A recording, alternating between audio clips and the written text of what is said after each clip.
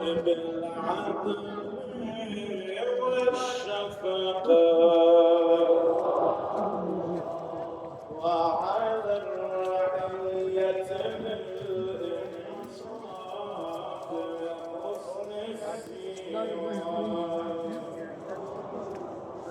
وقال للحجاج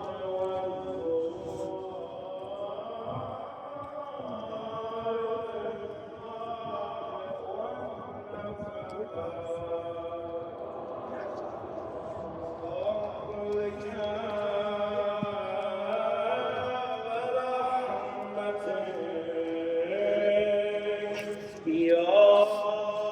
أرحم